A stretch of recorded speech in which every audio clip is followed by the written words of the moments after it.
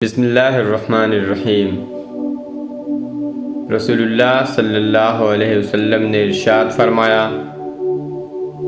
3 لوگوں کا احترام کرو: استاد، والدین اور بزرگ۔ 3 چیزوں کو ساتھ رکھو: سچائی، ایمان اور نیکی۔ 3 چیزوں کے لیے لڑو: وطن، عظمت اور حق۔ 3 چیزوں پر قابو رکھو: زبان، غصہ اور نفس۔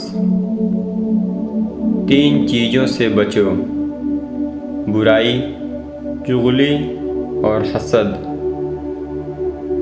3 چیزیں حاصل کرو: علم، اخلاق اور شرافت۔ 3 چیزیں پاک رکھو: جسم، لباس اور خیالات۔ 3 چیزیں یاد رکھو: موت، احسان اور نصیحت۔